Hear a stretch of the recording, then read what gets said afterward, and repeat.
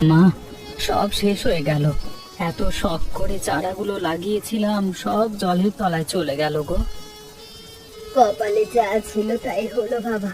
নদীর জল তো বাঁধ মানছে না, দেখছিস না কেমন হুহু করে জমির দিকে বাড়ছে। কি করব ভেবে পাচ্ছি না। সারাটা বছর এই জমির উপর নির্ভর করেই তো আমাদের সংসার চলে। এখন এই ধানগুলো নষ্ট হয়ে গেলে সারা বছর খাবো কি?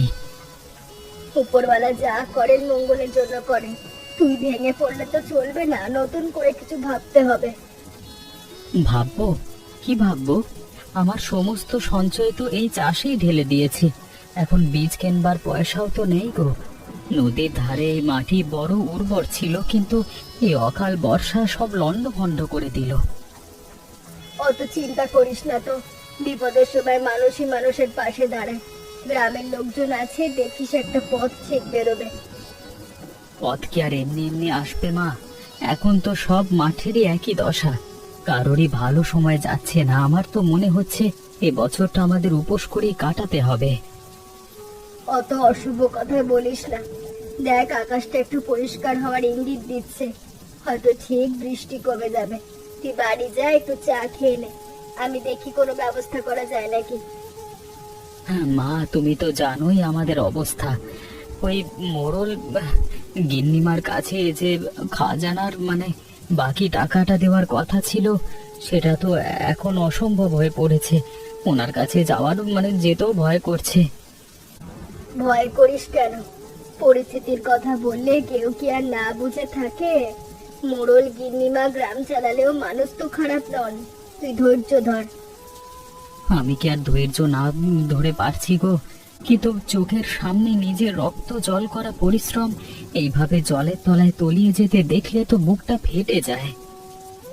জানি রে জানি, কিন্তু কি আর করা যাবে? প্রকৃতি আমাদের পরীক্ষা নিচ্ছে। তুই চল এবার বাড়ি চল, ভিজে শরীরটা খারাপ হয়ে যাবে। হ্যাঁ চলো, কিন্তু মনটা কিছুতেই শান্ত হচ্ছে না মা। কিরে গোপাল, এভাবে মুখটা বাংলার পাঁচের মতো করে বারান্দায় বসে আছিস যে, কোনো বিপদ আপদ হলো নাকি? আর বিপদ? দেখছিস না নদীর জল সব জমি ভাসিয়ে দিয়েছে। আমি যা কিছু আমার সম্বল ছিল সবই তো জলের তলায়। পরিস্থিতি তো সত্যি খুব করুণ। মাঠের যা অবস্থা, তাতে এবছর ধান পাওয়াটা খুব কঠিন। কিন্তু এইভাবে চুপ করে বসে থাকলে তো পেট চলবে না রে গোপাল। আমি কি আর বসে থাকতে চাইছি? মাথায় কোনো বুদ্ধি আসছে না। সারা মাঠের চাষবাস শেষ, আমার জমির অবস্থাও ভালো না। শুনলাম গিন্নিমা নাকি এই দুর্যোগের মোকাবিলায় গ্রামের মানুষের জন্য কিছু বিশেষ ব্যবস্থার কথা ভাবছেন। তুই কি ওনার সাথে একবার কথা বলিসনি? গিন্নিমার কাছে যাব? কিসের জন্য? খাজনা মুকুবের কথা বলবো? উনি কি আর আমার একার কথা শুনবেন? তাছাড়া উনি তো কড়া মানুষ, যদি কিছু বলে। আরে না, অত ভয় করিস কেন? গিন্নিমা গ্রাম চালালে উনি সাধারণ মানুষের দুঃখ কষ্ট বোঝেন। আমি তো বাজারের সবজি নিয়ে রোজ ওনার বাড়ি যাই। উনি তো বেশ সহৃদয় মনে হচ্ছে। তুই নিজে গিয়ে ওর সমস্যার কথা জানালে নিশ্চয়ই তিনি একটা পথ পাতলে দেবেন। খাজনা মকুবের কথা না হয় পরেই হলো, কিন্তু নতুন করে কিছু পরামর্শ তো উনি দিতে পারেন। তুই ঠিকই বলেছিস রফিক, সত্যি কি যাওয়া উচিত? একদম। এই বিপদ থেকে একা বের হওয়া সম্ভব নয়। গ্রামের বড়দের সাহায্য নিলে কাজটা সহজ হয়ে যায়। গিন্নিমাই গ্রামের সবটা দেখভাল করেন, ওনার সাহায্য নেওয়াটা এখানকার পরিস্থিতির জন্য সবচেয়ে বুদ্ধিমানের কাজ হবে। দেখ, আমি সবজি বিক্রি করে ফিরছি, কিন্তু তোর মুখটা দেখে খুব খারাপ লাগছে বলেই দাঁড়ালাম। একবার গিয়ে দেখ না, ক্ষতি তো কিছু নেই। তুই ঠিকই বলছিস। এভাবে হাত গুটিয়ে বসে থেকে তো লাভ নেই। কালকে সকালেই আমি গিন্নিমার বাড়িতে যাওয়ার চেষ্টা করব। খুব ভালো সিদ্ধান্ত। নিজের ভরসায় যতটুকু করা যায়, বড়দের পরামর্শ তাতে নতুন দিশা দেখায়। আমি চললাম, বাজারে আজকে ভিড় কম, তাড়াতাড়ি ফিরে যেতে হবে। অনেক ধন্যবাদ রফিক। তুই আজকে সাহস না দিলে হয়তো আমাকেও আমি এই দ্বিধাতেই কাটাতাম। গিন্নিমা, ভেতরে আসতে পারি? কে? গোপাল নাকি? আয় আয়, ভিতরে আয়। মুখটা এমন শুকনো কেন? কি হয়েছে? গিন্নিমা, খুব বড় বিপদে পড়েছি। নদীর জল বাড়বার ফলে আমার চাষের জমি পুরোপুরি তলিয়ে গেছে, সারা বছরের সব ফসল নষ্ট হয়ে গেল। জানি গোপাল, শুধু তোর জমি নয়, গ্রামের অধিকাংশ চাষিরই একই অবস্থা। প্রকৃতি খুব রুষ্ট হয়েছে এবার। তা তুই আমার কাছে এসেছিস কেন? গিন্নিমা, আমাদের অবস্থা এখন বড়ই শোচনীয়। সামনের মাসেই তো খাজনা দেওয়ার সময়। আমার তো হাত পা সব বন্ধ। বিনীত অনুরোধ আপনার কাছে, এবারের পরিস্থিতির কথা বিবেচনা করে আমার খাজনাটা কি মুকুব করা সম্ভব? তুই যে বিপদে আছিস তা আমি বুঝতে পারছি। তোর পরিবারের আর কারোর তো অন্য কোনো আয় নেই। আমি শুধু তোর কথা ভাবছি না, যারা যারা এমন ক্ষতির সম্মুখীন হয়েছে তাদের সবার কথা ভেবেই আমি একটা ব্যবস্থা করার কথা ভাবছি। আপনি যদি একটু দয়া করতেন তাহলে এবারের মতো আমরা বেঁচে যেতাম গিন্নিমা। এই ক্ষতি কাটিয়ে উঠতে আমাদের অনেক সময় লাগবে। দেখ গোপাল, খাজনা তো সরকারি নিয়ম, তা তো চাইলেই পুরোপুরি মকুব করা যায় না। কিন্তু তোর মতো ছোট চাষিদের জন্য আমি গ্রাম পঞ্চায়েতের সাথে কথা বলতে পারি। আমি তোকে আশ্বস্ত করছি, তোর এই অসুবিধার বিষয়টি আমি যথেষ্ট গুরুত্ব নিয়ে দেখব। তোর সাথে যে অন্য চাষিরাও আছে তার নামগুলো আমাকে দিস। সত্যিই কি সম্ভব? আপনি যে ভরসা দিলেন তাতে আমার অর্ধেক দুশ্চিন্তা কমে গেল। সবুর কর গোপাল, বিপদ যখন এসেছে তখন ধৈর্য ধরে পথ খুঁজতে হবে। আমি চেষ্টা করব যাতে তোদের উপর থেকেই খারাপ সময়টা খুব তাড়াতাড়ি কেটে যায়। এখন তুই যা, মনটা শক্ত কর, সব ঠিক হয়ে যাবে। অনেক ধন্যবাদ গিন্নিমা, আপনি আমার জন্য যা করছেন তা আমি কোনোদিন ভুলবো না। কৃতজ্ঞতার দরকার নেই, আমি তো গ্রামের ভালো চাই। তুই সাবধানে বাড়ি যা। আজ তো গিন্নিমার সাথে কথা হলো, যা হোক একটা আশা পাওয়া গেল। এখন বল তো কি করবি? ধান তো আর হওয়ার উপায় নেই, জমিটা তো অলস ফেলে রাখা যায় না। মা, সারাটা রাস্তা আসবার সময় শুধু ওটাই ভেবেছি, জমির জল তো আর এক দুদিনে শুকোবে না। এই নিচু জমিতে ধান ভালো হয় না এখন, কিন্তু কচু তো জলে বেশ ভালোই জন্মায়। কচু? তুই ঠিক বলছিস তো? আমাদের রামুও তো গত বছর এমন জমা জলে কচু চাষ করে খুব ভালো লাভ করেছিল। ঠিক সেই কথাটাই আমার মাথায় ঘুরছে মা। কচুর জন্য অতটা যত্ন লাগে না, আবার জলের নিচেও গাছগুলো নষ্ট হয় না, বরং জল থাকলে গাছের বৃদ্ধি আরো ভালো হয়। কিন্তু বীজ কোথায় পাবো? আমাদের তো এখন বিশেষ টাকাও নেই হাতে যে চারা কিনে আনবো। সে ব্যবস্থা আমি করে নেব মা। রতনের কাছে কিছু ভালো জাতের কচু চারা আছে, আমি কালকে ওর সাথে কথা বলে দেখি। ও বন্ধু মানুষ, নিশ্চয়ই সাহায্য করবে। আমাদের শুধু পরিশ্রমটুকু করতে হবে। তুই যদি পারিস তবে তো খুব ভালো হয়। এই দুর্যোগের সময় একটু অন্যরকম কিছু করতে পারলেই আমাদের এই বিপদের দিনগুলো কেটে যাবে। তাছাড়া কচুর পাতা আর ডাঁটাগুলো তো বাজারে বিক্রি হয়, মানে একদিক থেকে যেমন কচু পাবো, অন্য দিক থেকে তেমন পাতারও একটা বাড়তি আয় হবে। তোর বুদ্ধিটা তো মন্দ না। আমি তো সারাটা দিন শুধু ধান নষ্ট হওয়ার দুশ্চিন্তাতেই ভুগেছি, কিন্তু কচুর চাষের কথা ভাবিনি। এবার মনে হচ্ছে একটু আশার আলো দেখা যাচ্ছে। চিন্তা করো না মা, কালকে ভোর থেকেই আমি কাজে নেমে পড়ব। মাঠে জলটা একটু থিতিয়ে এলে আমি মাটি তৈরি করব। রতনের কাছ থেকে চারাগুলো নিয়ে এলেই আমরা চারা লাগানো শুরু করব। ঠিক আছে বাবা, তুই যা করবি সাবধানে করিস। আর হ্যাঁ, দেখ মা, মাটির অবস্থা আজকে অনেকটাই ভালো, জল একটু কমেছে। এখন চারাগুলো পুঁতলে আর ভেসে যাওয়ার ভয় নেই। হ্যাঁ রে বাবা, রোদটাও আজ বেশ কড়া। চারাগুলো বসিয়ে দিলে আজকের দিনেই বেশ বেরিয়ে নেবে গাছগুলো। আমি ঝুড়িটা আল দিয়ে বসিয়ে দিচ্ছি। তুমি চারাগুলো ঠিকঠাক বাছাই করে দাও, একদম সতেজ দেখে চারাগুলি আগে পুঁতবো। চিন্তা করিস না, আমি তো সব দেখে শুনেই এনেছি। তোর পরিশ্রম কি আর বৃথা যেতে দিই? তুই শুধু গর্তগুলো গভীর করে খুঁড়িস। তুমি নিশ্চিন্তে থাকো, কচু তো শক্ত গাছ, একটু গভীরে না বসালে চারাগুলো সোজা হয়ে দাঁড়াতে পারবে না। তুমি বরং এই সারির দিকটা নজর রাখো যাতে লাইনগুলো একদম সোজা। তাও ঠিক এইভাবে চাষ করতো। লাইন ধরে চাষ করলে পরিচর্যার সময় খুব সুবিধা হয়। তুই তো ছোটবেলা থেকেই দেখেছিস। হ্যাঁ মা, বাবার কথা খুব মনে পড়ছে আজকে। উনি বেঁচে থাকলে খুব খুশি হতেন যে আমরা নতুন করে কিছু শুরু করছি। তিনি ওপর থেকে সব দেখছেন বাবা, তুই শুধু ধৈর্য ধরে কাজটা কর। দেখবি কিছুদিনের মধ্যেই জমিটা কচু পাতায় ঢেকে যাবে।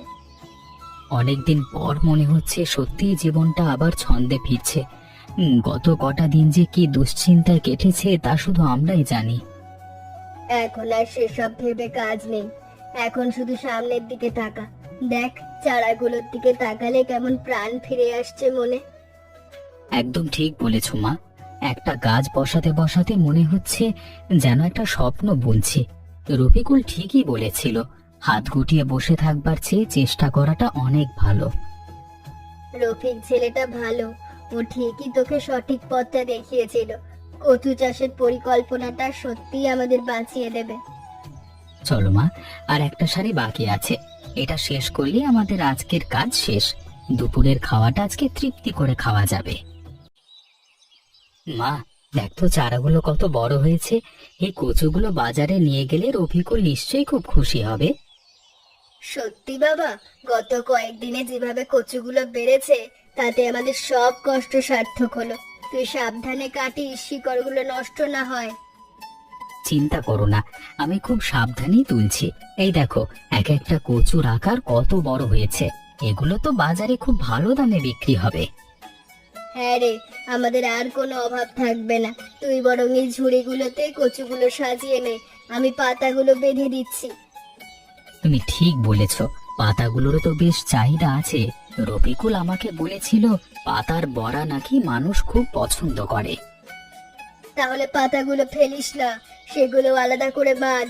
সব মিলিয়ে বাজারে নিয়ে গেলে আজকে হাতে ভালো টাকা আসবে। আমি তৈরি মা, তুমি চট করে আমার মাথায় ছুরিটা তুলে দাও। আমি হাটে যাচ্ছি, রফিকুলের দোকানে আজকে আগে যা। আরে গোপাল, এত কচু কোথায় পেলি? দেখি তো মন ভরে যাচ্ছে। এগুলো তো একদম টাটকা মাল। হ্যাঁ রফিক, তোর পরামর্শ মতোই কচু চাষ করেছিলাম। শেষ পর্যন্ত সব পরিশ্রম সার্থক হলো। এগুলো তুই নিয়ে নে। তুই তো খুব ভালো চাষ করেছিস গোপাল, মাল একদম ঝকঝকে। চল, তোকে ভালো দামই দিচ্ছি, এই নে তোর টাকা। ভাবতেই পারছি না, সত্যি বলতে কি রফিক, এই দুঃসময়ে তুই পাশে না থাকলে আজকে হয়তো আমরা না খেয়ে থাকতাম। আরে শান্ত, তুই পরিশ্রম করেছিস, তো সফলতায় আমিও খুব খুশি। আবার যখন কচু কাটবি আমাকেই দিস। অবশ্যই রফিক, এখন আসি, মা বাড়িতে একা আছে, ওকে খবরটা দিয়ে আসি। এদিকে একবার তাড়াতাড়ি এসো তো, দেখো এখানে কি হচ্ছে। কিরে, এমন চিৎকার করছিস কেন? কি হয়েছে? দেখো, ভালো করে দেখো, কচু গাছের আড়ালে জলের মধ্যে কি নড়ছে দেখেছো? বড় বড় মাছ। মাছ? এই জমির জলে মাছ এলো কোথা থেকে? নদীর জল উপচে তো জমি ডুবেছিল, বোধহয় তখনই নদীর দিক থেকে মাছগুলো ঢুকে পড়েছে। দেখো কি বড় বড় রুই কাতলা লাফাচ্ছে। আমি তো বিশ্বাস করতে পারছি না। তুই ঠিক দেখেছিস তো? মনে হচ্ছে স্বপ্ন দেখছি। একদম ঠিক দেখছি মা, দেখো জলের নিচে কত মাছ। এগুলো তো বেশ বেশ বড় আর তাজা। সত্যি গোপাল, উপরওয়ালা আমাদের দিকে মুখ তুলে চেয়েছেন রে। আমাদের কচুর খেতে মাছের বেলা। তুমি ঠিকই বলেছ, এমনটা আমি আগে কখনো ভাবিনি। কচুর গাছগুলোর মাঝখানে মাছগুলো দিব্যি ঘুরে বেড়াচ্ছে। দেখ, তোর পরিশ্রমের ফল যেন উপরওয়ালা হাতে নাতে দিলেন। কচু চাষ করতে এসে মাছের দেখা পাওয়া, এ কি কম বড় ব্যাপার? আমার তো মনে হচ্ছে এই ঘটনা আমাদের জীবনের মোড় ঘুরিয়ে দেবে। এখন কি করবি? মাছগুলো কি ধরে ফেলবি? না মা, মাছ ধরবার চেয়েও বড় কিছু ভাবছি। মাছগুলো ধরলে তো শেষ হয়ে যাবে, কিন্তু এগুলো যদি এখানেই বড় হতে দিতাম। কি বলতে চাইছিস তুই? পরিষ্কার করে বল তো, আমি কিছু বুঝতে পারছি না।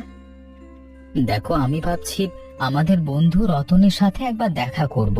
ও মাছ চাষের সব খুঁটিনাটি জানে। রতন? হ্যাঁ, ও তো মাছের ব্যাপারে দারুণ বোঝে। তুই বরং একবার ওর কাছেই যা। একদম ঠিক, রতনের সাথে পরামর্শ করলে ও নিশ্চয়ই ভালো কোনো উপায় বাতলে দেবে। দেরি করিস না বাবা, রতনকে নিয়ে আয়। এমন সুযোগ হাতছাড়া করা ঠিক হবে না। আমি এখনই দৌড়ে রতনের কাছে যাচ্ছি। এখন আর কোনো কচু কাটা হবে না, তুমি আস্তে আস্তে বাড়ি ফিরে যাও।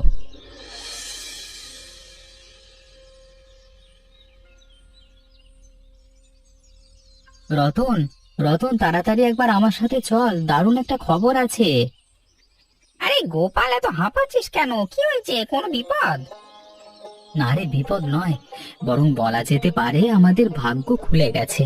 আমাদের এই কচুর খেতে বড় বড় মাছ কিলবিল করছে। কচুর খেতে মাছ? তুই কি পাগল হয়ে গেলি নাকি? ওই নিচু জমিতে মাছ কোত্থেকে আসবে? আরে ভাই, বর্ষার সময় নদীর জল উপচে তো জমি ডুবিয়েছিল, বোধহয় তখনই নদীর দিক থেকে মাছগুলো ঢুকে পড়েছে। এখন জল একটু কমেছে, কিন্তু মাছগুলো সব আটকে গেছে ওখানে। বলিস কি রে? বড় বড় মাছ তুই নিজে দেখেছিস? আরে চাক্ষুষ দেখলাম, রুই, কাতলা, এমনকি কিছু মৃগেল মাছও আছে মনে হলো। কি করে সম্ভবত বুঝতে পারছি না, কিন্তু মাছগুলো খুব তাজা। চল চল, এক্ষুনি যাব। আমি মাছের ব্যাপারটা খুব ভালো বুঝি। একবার দেখলেই বুঝতে পারবো মাছগুলো কেন ওখানে আসছে বা ওখানে বেঁচে থাকতে পারবে কিনা। আমি ঠিক এটাই চেয়েছিলাম। তুই তো মাছ চাষ করিস, তোর অভিজ্ঞতাই আমাকে সঠিক পথ দেখাতে পারে। চল তাহলে, দেরি করিস না, আমার জমিটা তোকে আজই দেখাতে চাই। পাল, জলটা খুব একটা খারাপ নয়। কচু গাছগুলো জলে থাকায় জলটা বেশ প্রাকৃতিক পুষ্টি পেয়েছে, যা মাছের জন্য খুব ভালো। তুই ঠিকই দেখেছিস তো রতন, আমার খুব ভয় করছিল, মাছগুলো কি বেঁচে থাকতে পারবে এই পরিবেশে। আরে ভয় করিস না, এই যে কচুর পাতাগুলো জলে মিশে আছে, এগুলি মাছের প্রাকৃতিক খাবার তৈরির জন্য দারুণ। তাছাড়া এখানে কচু গাছের ছায়া থাকায় জলের তাপমাত্রা খুব বেশি গরম হবে না, যা বড় মাছের বেঁচে থাকবার জন্য আদর্শ। শুনে মনটা জুড়িয়ে গেল। আমি তো ভেবেছিলাম হয়তো জলটা পরিষ্কার করতে হবে বা মাছগুলো সরিয়ে ফেলতে হবে। একদম না, বরং এখন আমাদের কাজ হলো যাতে মাছগুলো এই এলাকা ছেড়ে বাইরে চলে না যায় তার ব্যবস্থা করা। খেতে চারপাশের আলগুলোকে আর একটু উঁচু করে দিতে হবে, তাতে জলটা ভেতরেই থাকবে আর মাছগুলো নিরাপদ থাকবে। মানে তুই বলছিস আমি যদি আলগুলো মেরামত করে দিই তাহলে আর কিছু করবার প্রয়োজন নেই? ঠিক তাই, একই সাথে কচু চাষও চলবে, আবার মাছের বংশবৃদ্ধিও ঘটবে। তুই কচু বিক্রি করবি আর মাছগুলো বড় হয়ে বাজারে ভালো দামে বিক্রি হবে। এটা তো দারুণ পরিকল্পনা, আমি তো কখনো এমনটার কথা ভাবিনি। রতন, তুই কি আমাকে বলবি কিভাবে মাছগুলোর খাবার ঠিকঠাক করা যায়? দেখ, মাছের খাবারের জন্য তোকে বাড়তি খরচ করবার দরকার নেই। কচু গাছের গোড়ায় যে জৈব সার তৈরি হবে, তাতে ছোট ছোট পোকা জন্মাবে, যা মাছের প্রিয় খাদ্য। মাঝে মধ্যে আমি তোকে কিছু মাছের খাবার দিয়ে যাব, তাতেই কাজ হয়ে যাবে। তুই যদি পাশে থাকিস তবে এটা সম্ভব। আমার তো মনে হচ্ছে এই কচু আর মাছের দ্বৈত চাষ আমাদের অর্থনৈতিক পরিস্থিতি বদলে দেবে। অবশ্যই বদলে দেবে। দেখ গোপাল, বুদ্ধি থাকলে আর পরিশ্রম করবার মানসিকতা থাকলে কোনো কিছুই অসম্ভব নয়। তোর এই জমিটাই আজকে সোনা ফলাতে চলেছে। চল রতন, এখনই আল মেরামতের কাজে লেগে পড়ি। মাকেও একবার খবরটা দিয়ে আসি, ও খুব খুশি হবে। তাকিয়ে দেখো, আমাদের জমিটা আজকে কেমন বদলে গেছে। কচুর গাছগুলো যেমন বেড়েছে, তেমনি মাছগুলো বেশ হৃষ্টপুষ্ট হয়েছে। হ্যাঁ বাবা, সত্যি স্বপ্ন বলে মনে হচ্ছে। রতন না থাকলে আমাদের কপালে কি যে জুটতো তা তো জানি না। আরে গোপাল, তুই আর মা মিলে দিনরাত যে পরিশ্রমটা করেছিস তার ফল তো আজ পাবি। আলগুলো বাঁধানোর পর জমিটা একদম দুর্গ হয়ে গেছে, মাছেরও কোনো ভয় নেই। রতন, তুই যেদিন প্রথম দিন জলের গুণমান পরীক্ষা করে দিলি, সেদিনই আমার ভয় কেটে গেছিল। তুই শুধু আমার বন্ধু না রে, তুই আমার সংসারে রক্ষাকর্তা। আরে ভাই, এ তো কেবল শুরু। এই দ্বৈত চাষের সাফল্য দেখে গ্রামের আরো অনেকে এগিয়ে আসছে। দেখিস, কিছুদিনের মধ্যে গোটা মাঠে এরকম সবুজ আর মৎস্যময় হয়ে উঠবে। সত্যি গোপাল, ওই যে কর্দমাক্ত জমির দিনগুলো আর আজ এই সাফল্যে ভরা মাঠ, এ যেন কোনো জাদুর খেলা। আজ আমাদের আর অভাবের চিন্তা নেই। মা, গিন্নিমা যদি আমাদের সেই দিন সাহস না জোগাতেন, কর্মকুব না করতেন, তবে হয়তো আজকে আমরা এই সাফল্যের দেখা পেতাম না। উনি আমাদের কেবল সমর্থনই করেননি, একটা নতুন উদ্যম কাজ করবার মনোবল দিয়েছেন। একদম ঠিক বলেছিস। দেখ, একদিকে আমাদের জমি নিচু আর মাছের বাজারের কি চাহিদা, মানুষ এখন লাইন দিয়ে আমাদের কাছে কচু কিনতে আসছে। হ্যাঁ, আমাদের এই পরিশ্রম আর বুদ্ধির ফল আজকে আমাদের মুখে হাসি ফুটিয়েছে। রতন, আজকে রাতে আমাদের বাড়িতে কিন্তু বড় খাওয়া দাওয়া হবে। মায়ের হাতের কচু আর পুকুরের মাছের ঝোল। নিশ্চয়ই হবে। আজ আমাদের আনন্দের দিন গোপাল। তুই রতনকে নিয়ে যা, জাল দিয়ে বড় কয়েকটা মাছ ধরে নিয়ে আয় তো। আজ আমাদের সাফল্যের উৎসব হবে। চল গোপাল, জালটা আমিই ফেলছি। আজকে মাছ ধরবার আনন্দটাই অন্যরকম হবে।